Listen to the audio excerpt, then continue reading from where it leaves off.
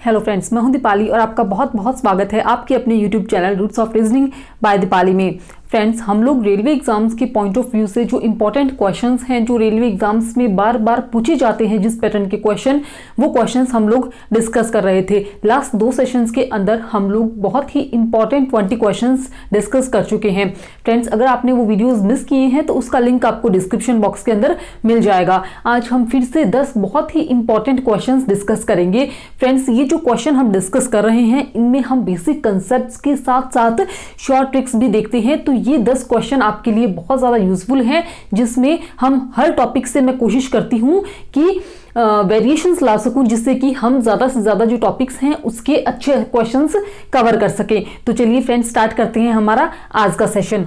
ये देखिए फ्रेंड्स, आपके सामने पहला क्वेश्चन है। एक घड़ी कुछ तेज चलती है। सोमवार यानी मंडे सुबह 10 बजे वह 9:57 का समय बता रही थी। अगले मंडे को सुबह 10 बजे वह 10:05 का समय बता रही थी। तो बताइए उसने सही समय कब बताया।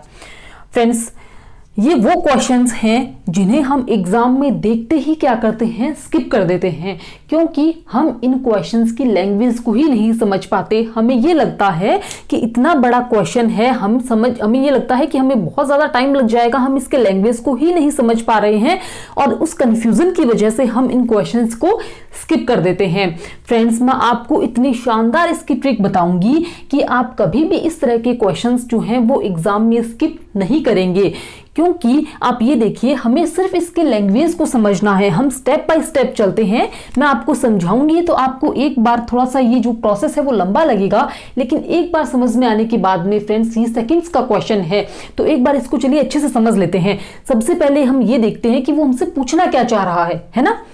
तो ये देखिए कि एक घड़ी है जो मंडे को सुबह 10 बजे, यानी टाइम, रियल में टाइम कितना हुआ है, 10 बजे है, लेकिन वो टाइम क्या दिखा रही है, 9:57 का टाइम दिखा रही है ना। तो ये घड़ी है, ये मंडे को 9:57 का टाइम दिखा रही है। उसके बाद में नेक्स्ट मंडे को, है ना, नेक्स्ट मंडे को 10 बजे, रियल में 10 बजे है, लेकिन ये टाइम कितना दिखा रही है, 10:05 का टाइम दिखा रही है। तो फ्रेंड्स, हमें सबसे पहले ये देखना है कि इसने इस मंडे से लेके नेक्स्ट मंडे तक है जो टोटल टाइम है, इसने कितना कवर कर लिया है। तो देखते हैं आप, Tuesday, Wednesday, Thursday, Friday, Saturday और संडे। इस मंडे से इस मंडे तक आप ये देखिए फ्रेंड्स कि जब पहले 9:57 का टाइम दिखा रही थी, अब दिखा रही है 10:05, यानी कि 3 मिनट तो इसने ये कवर कर लिए हैं। 10 बजने में 3 मिनट पहले कम थे, तो 3 मिनट ये कवर किए और 5 मिनट ये कवर कर लिए हैं, यानी कि इसने टोटल कितना टाइम कवर कर लिया है फ्रेंड्स, टोटल 8 मिनट का टाइम इसने एक वीक के अंदर मंडे से मंडे तक इसने कवर कर लिया है। अब ये पूछता क्या है फ्रेंड्स, ये कह रहा है कि उसने सही समय कब बताया। तो फ्रेंड्स, इस एक वीक के अंदर वो टाइम हमें बताना है एग्जैक्ट, जब इसने सही समय बताया। तो ये देखिए फ्रेंड्स आप, कि जब ये इस 3 मिनट को कवर कर लेगी, पहले ये 3 मिनट पीछे थी, अब ये 5 मिनट आगे है, तो कभी ना कभी जब इसने इन 3 मिनट को कवर कर लिया, उस टाइम पे वो घड़ी क्या थी, बिल्कुल से सही थी, है ना। उस टाइम पे वो एग्जैक्ट सही टाइम बता रही थी जब उसने इस 3 मिनट को कवर कर लिया। तो अब हमें वो टाइम निकालना है फ्रेंड्स, जब ये 3 मिनट इसने कवर कर लिए हैं। तो ये देखिए, अब हम ये इससे निकाल सकते हैं, जब 8 मिनट को इसको कवर करने में कितना टाइम लगा फ्रेंड्स, 8 मिनट को इसको कवर करने में लगे हैं, एक मंडे से दूसरे मंडे तक इसने 8 मिनट को कवर किया, यानी कि 7 दिन के अंदर। और 7 दिन में कितने घंटे होते हैं, 7 × 24, एक दिन में 24 घंटे होते हैं, है ना। तो 7 दिन में कितने हो जाएंगे, इसको मल्टीप्लाई करेंगे तो ये हो जाएंगे 168 घंटे। तो 8 मिनट का ये जो टाइम है फ्रेंड्स, ये कवर करती है 168 घंटे के अंदर, है ना। तो 1 मिनट का टाइम कितने में कवर करेगी, 168 में हम 8 का डिवाइड कर देंगे, और हमें क्या निकालना है, ये 3 मिनट निकालने हैं। इन 3 मिनट को कवर करते ही ये घड़ी बिल्कुल से क्या दिखाएगी, सही टाइम दिखाएगी। तो ये 3 मिनट जो है ये कवर करेगी 168/8, मल्टीप्लाई करेंगे हम 3 से, तो ये हो जाएगा 3 × 3, 3 × 6, 63 घंटे फ्रेंड्स। 63 घंटे के बाद में ये जो घड़ी है वो एग्जैक्ट टाइम बताएगी। अब ये 63 घंटे कब होंगे, आप देख लीजिए। मंडे से ट्यूसडे, मंडे सुबह 10 बजे से ट्यूसडे सुबह 10 बजे तक कितने हो जाएंगे, 24 घंटे हो जाएंगे। ट्यूसडे से वेडनेसडे तक कितने हो जाएंगे, 24 घंटे हो जाएंगे। तो 24 और 24 कितने हो गए हैं, 48 घंटे हो गए हैं। और अब ये देख लीजिए आप कि वेडनेसडे रात को 12 बजे तक, रात को 10 बजे तक हो जाएंगे, 12 घंटे और हो जाएंगे। तो 24 और 24 48 और 12 कितने हो गए हैं, 60 हो गए हैं। और इसमें 3 और जोड़ दीजिए, यानी कि फ्रेंड्स थर्सडे सुबह 1 बजे, थर्सडे को, है ना, थर्सडे गुरुवार 1 बजे जो है वो ये घड़ी सही टाइम दिखाएगी। तो फ्रेंड्स आप देख लीजिए कि सिर्फ कुछ नहीं है, सेकंड्स की कैलकुलेशन है। हमें सिर्फ ये समझना है कि क्वेश्चन हमसे क्या पूछना चाहता है, और जब हम इसको लाइन टू लाइन पढ़ेंगे हमें बहुत इजीली समझ आ जाएगा कि क्वेश्चन हमसे क्या पूछना चाहता है। ये देखिए फ्रेंड्स, इसने ये बताया, मैं आपको एक बार फिर से बताती हूँ। इसने कहा कि सही समय कब बताया, तो सही समय जब ये 9:57 थे, यहाँ पे 10:05 हो गए, यानी कि इस 3 मिनट को जब ये कवर किया इसने, तो उस समय वो घड़ी क्या थी, बिल्कुल से एग्जैक्ट सही टाइम पे थी। तो 8 मिनट को कवर करने में इसको लगते हैं 168 घंटे, तो इस 3 मिनट को कवर करने में इसको कितना टाइम लगेगा वो हमें निकालना है। तो इस तरह के क्वेश्चन जब आते हैं, सबसे पहले आप ये देख लीजिए कि टोटल जो है टाइम डिफरेंस इस घड़ी के अंदर कितना आया है, उसको देख लीजिए आपकी उस मिनट में टोटल कितने मिनट का अंतर आया है, उस डिफरेंस को कवर करने में कितना टाइम लगेगा। तो उसके बाद में हम इस क्वेश्चन को बहुत ही इजीली सॉल्व कर सकते हैं। फ्रेंड्स इसके बहुत से फॉर्मूलाज भी हो सकते हैं, लेकिन जब हम फॉर्मूलों के चक्कर में बहुत ज्यादा पढ़ते हैं ना फ्रेंड्स, तो क्या होता है एग्जाम में हम बहुत बार इस चीजों को लेके क्या होते हैं, कंफ्यूज हो जाते हैं कि बहुत सारे फॉर्मूलाज हमारे सामने मतलब दिमाग के अंदर हैं, तो कब कौन सा अप्लाई करना है, तो चीजों को रटना है ही नहीं। अब आप ये देखिए कि इस क्वेश्चन को अगर मैं आपको फॉर्मूले से करवाती हूं तो हमें रटना पड़ेगा। हमें क्यों रटना है, हमें हर चीज बिल्कुल इजीली समझ आ रही है कि भाई इतने मिनट में सही टाइम पे आ जाएगी, तो इतने मिनट इसको कवर करने में कितना टाइम लगेगा। तो अगर हम थोड़ा सा इसको कंसेप्ट को समझेंगे तो ये क्वेश्चन हमारे लिए बहुत ईजी हो जाएगा। चलिए नेक्स्ट क्वेश्चन पे देखते हैं। चलिए फ्रेंड्स नेक्स्ट क्वेश्चन है स्टेटमेंट एंड कंक्लूजन से है नेक्स्ट क्वेश्चन। ये स्टेटमेंट है हमारे सामने कि इन दोनों शेयरों में निवेश करना एक तरह का जुआ बन गया है। फ्रेंड्स कथन में कहता है कि इन दिनों अगर हम शेयर बाजार में, शेयर मार्केट में इन्वेस्ट करते हैं तो वो क्या है, एक तरह का जुआ है। और 2 निष्कर्ष हैं। पहला निष्कर्ष है, जो पहला अजम्पशन कहता है कि शेयरों में निवेश करना फायदेमंद हो सकता है, कि अगर हम शेयर मार्केट में इन्वेस्ट करते हैं तो वो हमारे लिए बेनिफिशियरी है। दूसरा बोलता है कि शेयरों में निवेश से हानि की संभावना भी बनती है, यानी हो सकता है कि हमें लॉस भी हो जाए। तो फ्रेंड्स आप थोड़ा सा इस चीज को मैं हमेशा कहती हूं कि आप प्रैक्टिकली सोच के देखेंगे ना, तो कभी भी आपका स्टेटमेंट अजम्पशन का क्वेश्चन गलत नहीं होगा। आप ये देखिए कि अगर आप मान लीजिए हम जुआ खेलते हैं, तो जुआ खेलते हैं तो उसमें कभी भी गारंटी नहीं है कि हमें फायदा ही होगा। हो सकता है हमें फायदा भी हो जाए, हम जीत जाएं, और हो सकता है कि हमें नुकसान भी हो जाए, हम हार जाएं। तो सेम ऐसा ही क्या है, शेयर मार्केट में है। तो पहला जो निष्कर्ष है वो निष्कर्ष भी क्या है, सही हो सकता है कि हो सकता है हमें क्या है, फायदा हो जाए हमारे लिए, जुए की तरह बिल्कुल से हो सकता है हमारे लिए फायदा हो जाए, और हो सकता है हमारे लिए हानि भी हो जाए। तो या तो पहला निष्कर्ष या दूसरा सही हो सकते हैं। हम पूरा डेफिनेटली नहीं कह सकते कि पहला होगा या दूसरा होगा, या तो फर्स्ट या सेकंड सही हो सकते हैं। चलिए नेक्स्ट क्वेश्चन पे बढ़ते हैं। ये देखिए फ्रेंड्स 3rd नंबर क्वेश्चन है आपके सामने। हमें इसके क्या है, ये फिगर है, इसमें हमें नंबर ऑफ स्क्वायर्स बताने हैं। तो देखिए फ्रेंड्स एक एक काउंट करते हैं हम लोग।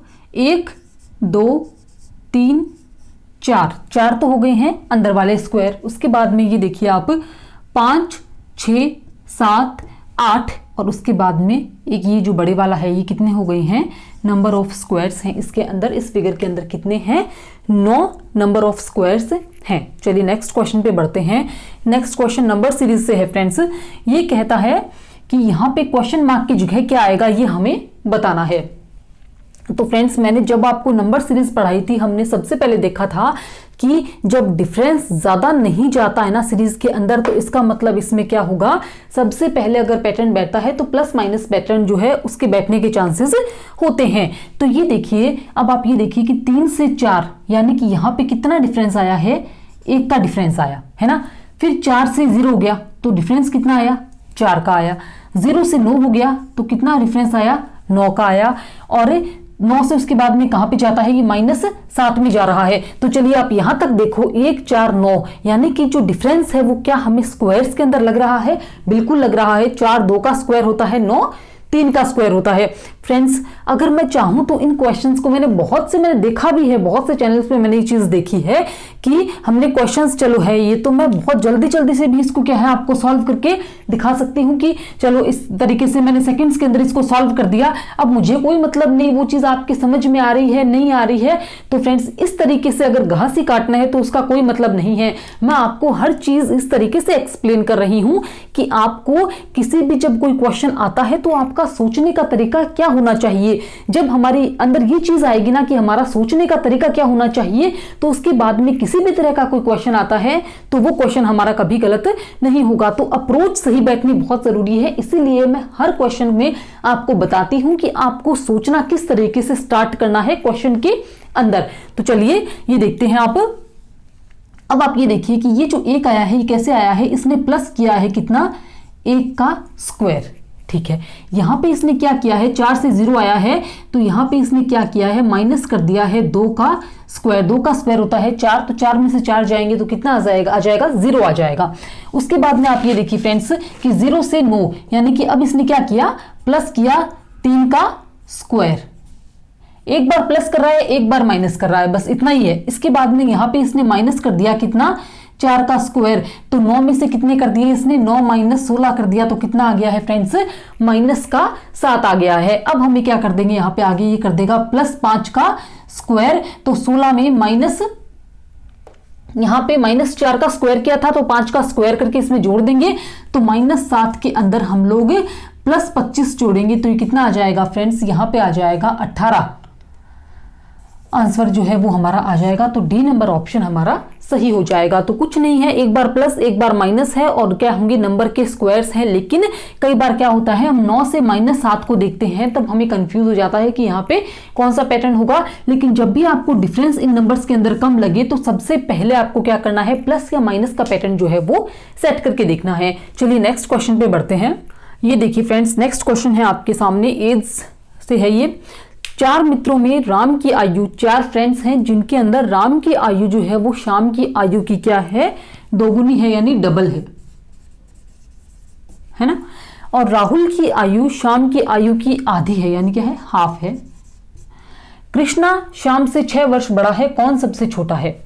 फ्रेंड्स इस तरह का क्वेश्चन जब भी आता है सबसे पहले आपको क्या लिखना है, चारों के लिख लीजिए आप, इनिशियल्स लिख लीजिए, राम, ये हो जाएगा श्याम, और उसके बाद में ये है राहुल, और उसके बाद में है कृष्णा है ना। ये 4 फ्रेंड्स हैं, ठीक है, कोई दिक्कत नहीं है। अब देखिए आप इसको, अब हम समझते हैं एक एक लाइन को। इस तरीके से करेंगे ना फ्रेंड्स तो कभी भी गलत नहीं होगा, वरना जरूर से हम सही निकाल के भी लास्ट में क्या होता है, कंफ्यूजन के चक्कर में जो है वो गलत ऑप्शन टिक कर देते हैं। तो ये देखिए कि राहुल की आयु श्याम की आयु से, सबसे पहले इसको देखते हैं कि राम की आयु श्याम की आयु की क्या है, दोगुनी है। तो राम की जो आयु है वो क्या है, श्याम की आयु की दोगुनी है। तो यहाँ पे मैं इस तरीके से लिख सकती हूँ, बिल्कुल लिख सकती हूँ, है ना। इसको हम ऐसे लिख देते हैं। तो राम की जगह पे मैंने क्या लिख दिया है, श्याम की आयु की दोगुनी है, तो मैंने यहाँ पे क्या लगा दिया, आगे 2 लगा दिया है। अब देखिए आप, राहुल की आयु श्याम की आयु की क्या है, आधी है। राहुल की जो आयु है वो क्या है, श्याम की आयु की आधी है, हाफ है। तो इसको मैं इस तरीके से लिख सकती हूँ, बिल्कुल लिख सकती हूँ, है ना। अब आगे चलते हैं। कृष्णा जो है वो क्या है, श्याम से 6 वर्ष बड़ा है। कृष्णा है वो क्या है, श्याम से 6 वर्ष बड़ा है। तो इसे हम इस तरीके से लिख सकते हैं। अब जो है फ्रेंड्स वो हमारे सामने बिल्कुल से, अगर हम इसको इस तरीके से लिख लिया ना तो ये डाटा हमारे सामने बिल्कुल से क्या हो जाते हैं, क्लियर हो जाते हैं, हमें कोई कंफ्यूजन नहीं होता है। हमने क्या कर लिया कि सबकी जो एज है वो क्या है, शाम को आधार बना के ही दी हुई है, तो हमने यहाँ पे शाम को बेस बना के ही सारे जो डाटा है वो लिख दिए हैं। अब ये बोलता है कौन सबसे छोटा है, तो आप बिल्कुल अच्छी तरीके से ये चीज देख लीजिए कि यहाँ पे है शाम की आयु की दोगुनी है, यहाँ पे शाम, अब यहाँ पे देखिए आप शाम की आयु का आधा हो रहा है, तो ये तो कोई भी बता सकता है कि इन चारों में सबसे छोटा जो होगा वो कौन होगा। यहाँ पे ये देखिए, यहाँ पे ये वाला जो डाटा है सबसे छोटे होंगे, यानी कि कौन होगा, राम जो है वो सबसे छोटा होगा, क्योंकि यहाँ पे सॉरी राहुल जो है वो सबसे छोटा होगा, क्योंकि राहुल की आयु क्या है, शाम की आयु की आधी है, तो राहुल को हम टिक कर देंगे। तो आपको जो बेस बना के जो दी गई है ना, तो आप उसको उसी तरीके से यहाँ पे लिख लेते हैं, तो क्वेश्चंस को करना बहुत ईजी हो जाता है। चलिए नेक्स्ट क्वेश्चन पे बढ़ते हैं फ्रेंड्स। यहाँ पे है कि ड्रिंक ड्रिंक फ्रूट जूस को किसी कोड लैंग्वेज में इस तरीके से लिखा जाता है, जूस इज स्वीट को इस तरीके से लिखा जाता है और ही इज इंटेलिजेंट को इस तरीके से लिखा जाता है, तो स्वीट को किस तरीके से लिखा जाएगा। तो फ्रेंड्स इसमें कुछ नहीं करना, हमें जो कॉमन है उसे निकाल देना है। तो ये देखिए आप कि सबसे पहले आपको फोकस उस वर्ड के ऊपर करना है जो हमें पूछा गया है। यहाँ पे हमें क्या पूछा गया है, स्वीट का कोड पूछा गया है कि स्वीट को हम क्या कहेंगे। तो फ्रेंड्स हमारा पूरा फोकस कहाँ पे आ जाएगा, इस लाइन के ऊपर अंदर आ जाएगा, क्योंकि स्वीट कहाँ पे है, इसी लाइन के अंदर है। अब देखिए आप, या तो ऐसा हो कि हमें स्वीट का कोड डायरेक्ट यहाँ पे पता लग जाए, वो हमें नहीं लगेगा क्योंकि स्वीट जो है वो और किसी भी लाइन के अंदर नहीं है, सिर्फ इसी लाइन के अंदर है ना। तो हमें जब जूस और इज का अगर पता लग जाए, क्योंकि जूस यहाँ पे भी है और इज यहाँ पे भी है, तो हमें जूस और इज का पता लग जाए तो स्वीट का अपने आप ही लग जाएगा। तो ये देखिए फ्रेंड्स, यहाँ पे इन दोनों के अंदर एक ही वर्ड कॉमन आ रहा है, वो क्या है, जूस है। यानी कि इधर से एक ही कोड भी क्या आएगा, कॉमन आएगा, क्योंकि वर्ड एक कॉमन आ रहा है तो एक ही कोड कॉमन आएगा। तो यहाँ पे ये देखिए, ये जो जूस आ रहा है ये कॉमन आ रहा है, यहाँ पे दोनों में क्या आ रहा है, सी जो है वो कॉमन आ रहा है। इसका मतलब जूस का कोड क्या है, जूस का कोड क्या है, सी है। चलिए अब देखते हैं इज। यहाँ पे देखिए इन दोनों लाइन में सिर्फ इज जो है वो क्या आ रहा है, कॉमन आ रहा है। तो कोड भी देख लेते हैं, कोड जो ली है वो कॉमन आ रहा है, यानी कि इज का जो कोड है वो क्या है, ली है। अब सिर्फ एक वर्ड बचा है स्वीट, इस लाइन के अंदर एक ही वर्ड बचा है स्वीट और कोड भी एक ही बचा है, यानी कि स्वीट के लिए जो कोड है वो क्या हो जाएगा, KEE की जो है वो स्वीट का कोड हो जाएगा। ये इस तरह से हमें इन क्वेश्चंस को सॉल्व करना होता है। चलिए नेक्स्ट क्वेश्चन देखते हैं। नेक्स्ट क्वेश्चन है ओड वन आउट से है, हमें इनमें से जो अलग है वो निकालना है। तो फ्रेंड्स ये देखिए हम किस तरीके से इसको निकाल सकते हैं। अब आप ये देखिए कि अगर मैं 9 और 3 को जोड़ूंगी तो कितना आएगा फ्रेंड्स, 12 आएगा। 9 और 3 जोड़ेंगे तो कितना आएगा, 12 आएगा। 7 और 5 को जोड़ूंगी तो यहाँ पे मैं 12 आएगा। 8 और 0 8 हो जाएंगे, 6 और 3 कितने हो जाएंगे, 9। 8 और 4 को जोड़ूंगी तो 12, 8 और 4 को जोड़ूंगी तो 12, 6 और 6 12, 9 और 3 12। तो ये देखिए फ्रेंड्स, सब में जो है ये डिजिट्स हैं, इनका जोड़ कितना आ रहा था, 12 आ रहा था, लेकिन यहाँ पे आप देखिए ऐसा नहीं है। तो ये वाला जो ऑप्शन है वो क्या है, अलग है। चलिए नेक्स्ट क्वेश्चन देखते हैं। फ्रेंड्स नेक्स्ट क्वेश्चन है कि अगर डॉलर आपको साइन दिया हुआ है, डॉलर साइन का मतलब है ऐड या जोड़ना, @ का मतलब है माइनस या सब्सट्रैक्ट करना, हैशटैग का मतलब है मल्टीप्लाई करना, और ये जो एंड का साइन है इसका मतलब अगर डिवाइड करना है तो फिर हमें क्या करना है, इस इक्वेशन को अगर हम सॉल्व करेंगे तो कितना आएगा। फ्रेंड्स बहुत ही इजी क्वेश्चंस होते हैं, लेकिन फिर भी मैंने देखा है कि बहुत से स्टूडेंट्स हैं जिनके ये क्वेश्चन गलत भी हो जाते हैं, क्योंकि हम सही तरीके से जो BODMAS का रूल है उसे अप्लाई नहीं करते हैं, और या फिर जल्दबाजी में। लेकिन बहुत बार ऐसा होता है कि ये क्वेश्चंस गलत हो जाते हैं। तो आप देखिए आपको क्या करना है कि 24 हैशटैग की जगह में क्या लिखना है, मल्टीप्लाई करना है। बहुत इजीली इसने साफ हर चीज दी हुई है, इसमें मल्टीप्लाई कर देंगे 16 से। उसके बाद में जो डॉलर है उसका मतलब है ऐड करना है, 16 आगे हम 72 है, और एंड का मतलब जो है वो क्या है, डिवाइड है। डिवाइड करेंगे इसको 6 से और @12 यानी कि माइनस कर देंगे हम इसमें 12 को। तो देखिए फ्रेंड्स, BODMAS रूल को अगर हम अप्लाई करते हैं तो सबसे पहले हम क्या करेंगे, यहाँ पे डिवाइड करेंगे, उसके बाद में मल्टीप्लाई, फिर ऐड करेंगे, और फिर क्या होता है, माइनस होता है। हम बहुत अच्छे से जानते हैं। तो ये देखिए 24 × 6 करूंगी मैं, प्लस अगर मैं इसको 6 से डिवाइड करती हूँ, 6 × 6 6 2 12 12 आ जाएगा यहाँ पे, और ये हो जाएगा -12, यानी कि ये तो यहीं पे ही कट जाएंगे। और जब मैं 24 को 16 से मल्टीप्लाई करती हूँ तो ये आता है 384। तो यहाँ पे आप देख लीजिए फ्रेंड्स, सी नंबर ऑप्शन जो है वो हमारा सही हो जाएगा। तो बस कुछ नहीं है, पहले डिवाइड कीजिए, फिर मल्टीप्लाई, उसके बाद में प्लस, और फिर लास्ट में माइनस करना है। तो बस इसे थोड़ा सा फॉलो करेंगे तो बिल्कुल सही आंसर हमारा आ जाएगा, बिल्कुल भी गलती कैलकुलेशन के अंदर नहीं होगी। चलिए ये वाला जो क्वेश्चन है वेन डायग्राम से है, 9 नंबर हमारा क्वेश्चन है। ये कहता है कि टाइटन, शनि और उपग्रह, ये 3 हमें दिए गए हैं, इनके लिए कैसा वेन डायग्राम बनेगा। तो फ्रेंड्स मैंने जब हमने वेन डायग्राम चैप्टर पढ़ा था तभी मैंने आपको कहा था कि आपको थोड़ा सा जनरल नॉलेज चीजों के बारे में पता होना चाहिए, कॉमन चीजें। तो ये देखिए कि हमें ये पता होना चाहिए टाइटन जो है वो किस कैटेगरी में आता है, शनि किस कैटेगरी में आता है। तो शनि जो है वो क्या है, एक ग्रह है। हम लोग कहते हैं कि भाई शनि क्या हो गया, हमारा भारी हो गया है। तो फ्रेंड्स अगर पढ़ाई नहीं करेंगे, तैयारी नहीं करोगे, सीरियसली नहीं कर पढ़ोगे, तो शनि अपने आप क्या हो जाएगा, भारी हो जाएगा, वरना बेचारा शनि जो है वो तुम्हें कुछ भी नहीं कहता है। तो शनि जो है वो क्या है, ग्रह है एक, और टाइटन जो है वो क्या है, एक उपग्रह है। तो ये अगर हमें पता है तो हमें कोई भी गलती नहीं होगी। तो यहाँ पे टाइटन जो है वो क्या है, एक उपग्रह है, तो इस तरीके से बन जाएगा, और शनि जो है वो ग्रह में आता है, इसलिए शनि क्या हो जाएगा, अलग रह जाएगा। तो इस तरह का वेन डायग्राम इसके लिए बनेगा। चलिए आज का लास्ट क्वेश्चन भी देख लेते हैं। फ्रेंड्स ये क्वेश्चन है, लास्ट क्वेश्चन है, डिस्टेंस एंड डायरेक्शन से है। एक मनुष्य दक्षिण यानी साउथ की ओर 30 मीटर चलता है।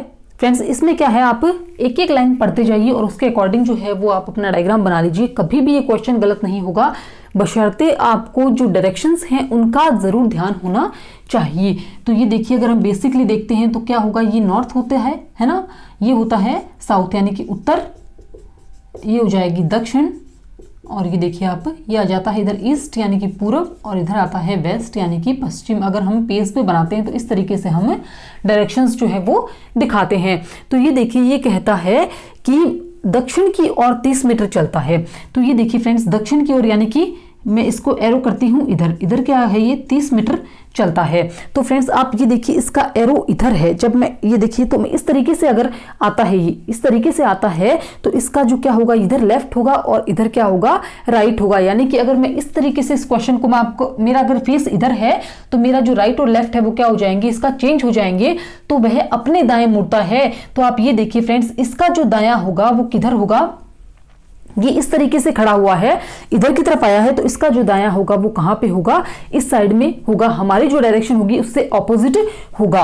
तो ये देखिए, ये कहता है अपने दाएं, इधर जो है इसका 30 मीटर, दायां जो है वो कहां होगा, हमारे दाएं से ऑपोजिट होगा, क्योंकि ये इस तरीके से आ रहा है, तो ये इस तरीके से यहाँ पे खड़ा हुआ है। तो आप देखिए, इस तरीके से खड़ा हुआ है, तो इधर वाला जो होगा वो इसका राइट हो जाएगा। तो ये देखिए फ्रेंड्स की 30 मीटर, लेकिन हम जब क्वेश्चन को सॉल्व करते हैं तो क्या होगा, हम जब सॉल्व करेंगे तो हम इस तरीके से अगर देखते हैं तो हमारे ऑपोजिट ही डायरेक्शन से जाएंगी। तो ये अपने दाएं मुड़ करके 30 मीटर चलता है। बस सबसे जो कंफ्यूजिंग है फ्रेंड्स, वो इसका दायां बायां यहीं पे ही है, क्योंकि ये इस तरीके से इसका एरो का निशान बना हुआ है ना, तो यहाँ पे क्या होगा, इस तरफ इसका क्या आएगा, राइट आएगा। तो चलता है फिर बाएं। अब ये देख लीजिए, अब यहाँ पे है तो यहाँ पे ये इस तरीके से खड़ा हुआ है, इस तरीके से, तो यहाँ पे क्या होगा फ्रेंड्स, इसका बायां जो है वो कहाँ पे जाएगा, इस साइड होगा, इसका बायां होगा। आप खुद फ्रेंड्स एक बार अपने आप को रख के देखिएगा इसकी जगह पे, तो आप बिल्कुल से डायरेक्शन सही बता पाएंगे। तो इसका बायां कहाँ हो जाएगा, इधर हो जाएगा। तो बाएं मुड़कर 25 मीटर चलता है, तो आप इधर देख लीजिए, इधर आकर के ये 25 मीटर चलता है। अब कहाँ है इसका मुंह,